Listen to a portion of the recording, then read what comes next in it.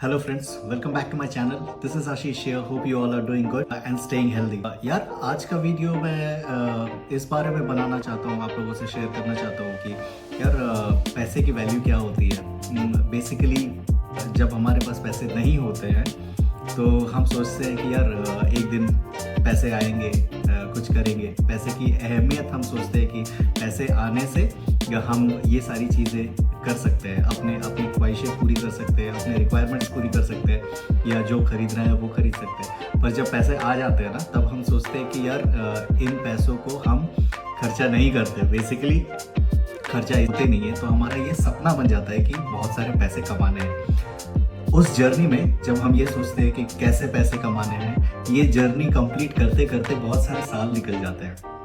आजकल any how बहुत सारे रिसोर्सेस आ गए हैं, पर मैं एक ओल्ड स्कूल मेथडोलॉजी बता रहा हूँ कि अच्छे खासे पैसे कमाने के लिए, मतलब एक रिक्वायरमेंट्स, एक अच्छी ज़िंदगी, एक नॉर्मल ज़िंदगी गुजारने के लिए जितने पैसे चाहिए होंगे, उन पैसों को कमाने के लिए हमें सालों लग जाते थे। और तब हम ये सोचते थे कि जब ये पैसे आएंगे तब मैं ये खरीदूंगा, जब ये पैसे आएंगे तब मेरी ये विश पूरी होगी या मैं अपने घर को अच्छे से सपोर्ट कर पाऊंगा।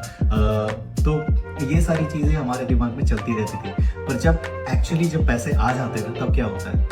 तब ये होता है कि हम उन पैसों को बहुत सोच समझ के खर्चा करते हैं, बहुत सोच समझ के, क्योंकि वो दर्द होता है कि अपने पैसे हैं, मेहनत के पैसे हैं, बहुत मेहनत से, बहुत तकलीफ से ये पैसे हमने जमा किए हैं।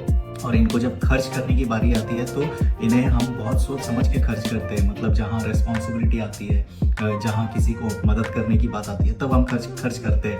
पर ऐसे फालतू चीज़ों पर जो हमारी रिक्वायरमेंट नहीं है, फ़ोन खरीदना, गाड़ी खरीदना या जो भी XYZ किसी के रिक्वायरमेंट में वो नहीं आती है, तो उन चीज़ों पर खर्च करने के लिए हमें 10 बार सोचना पड़ता है। तो ये हो जाती है पैसे का वैल्यू समझना। तो ये इसीलिए मैं बताने की कोशिश कर रहा हूँ कि पैसे की वैल्यू आप तब मत करो जब आपके पास पैसे हैं। पैसे की वैल्यू आप तब से शुरू करो जब आपके पास बहुत कम पैसे हैं, बहुत ही कम पैसे हैं। आप जब वो वैल्यू करना शुरू कर दोगे एट अ यंग एज, आप अपने पैसों को इन्वेस्ट कर सकते हो, आप अपने पैसों को सेव कर सकते हो rather than स्पेंडिंग। वो बोलते हैं ना 1 लाख रुपया चाहिए मुझे 2 साल में या 3 साल में अपनी सैलरी से सेव कर करके मैं 1 साल में 1 लाख रुपया बनाना चाहता हूँ। पर ये सोच सिर्फ सोच ही रह जाती है, क्योंकि हम उसे एक्शन में इम्प्लीमेंट करते ही नहीं है। अगर हम एक्शन में इम्प्लीमेंट करें और अगर हमारी सैलरी 15,000 20,000 रुपये है तो हम थोड़ा थोड़ा करके पैसा जमाना शुरू करें, थोड़ा थोड़ा करके पैसा इन्वेस्ट करना शुरू करें।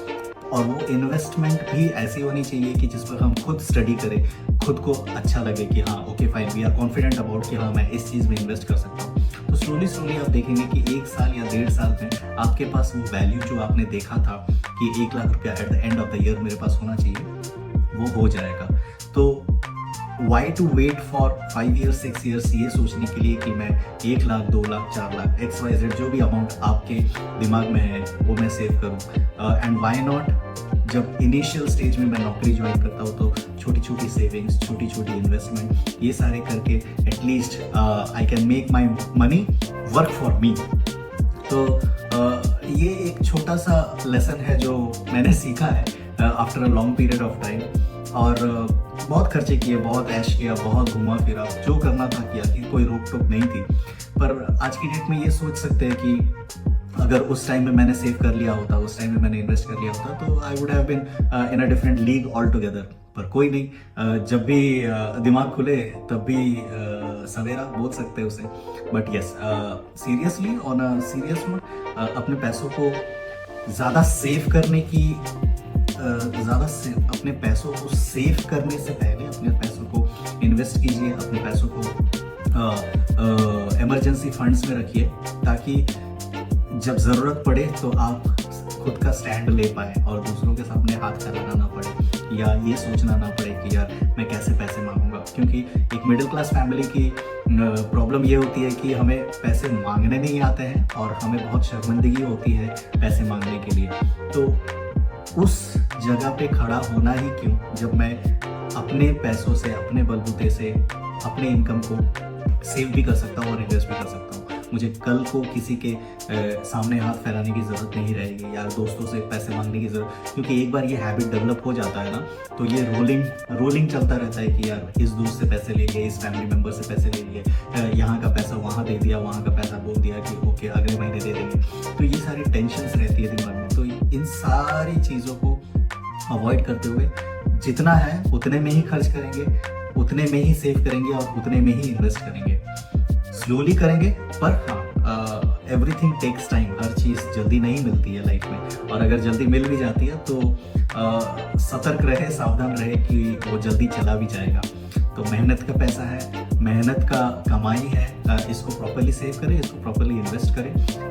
ये सुनने में बहुत इजी लगता है, एक वीडियो देख लेने में भी बहुत इजी लगता है, 5-10 मिनट देख लिया, पर सही में अगर आप कभी भी सोचो, it is all coming out of personal experience. तो जितना बेहतर है अपने लिए, जितनी जल्दी ये सेविंग कर सके, जितनी जल्दी ये इन्वेस्टमेंट कर सके और जितना दिमाग अपना खोल सके कि ओके फाइन मुझे करना क्या है लाइफ में, that would be a great help. बाहरी दिखावे पर मत जाए, अपनी अकल लगाएं। यही कहूँगा कि अपना पैसा है, सेव करना सीखो, इन्वेस्ट करना सीखो और अपने पैरों पर खड़े रहो एंड हेल्प अदर्स, क्योंकि आप जब स्ट्रांग रहोगे तभी आप किसी को हेल्प कर सकते हो। आप खुद वीक रहोगे तो आप हेल्पलेस फील करोगे जब जेन्युइनली किसी को आप मदद करना चाहोगे। तो बस यही था वीडियो में। I hope you gain some information about it. अगर पसंद आया तो please do like and subscribe, और मुझे बताएं कि कमेंट में कि अगर कुछ दूसरे टॉपिक्स में आप बात करना चाहते हैं तो मैं अपने लाइफ एक्सपीरियंस के बेसिस पे उस टॉपिक को डिस्कस करने के लिए नया वीडियो डाल सकता हूँ। Thank you so much, have a good health. Thank you.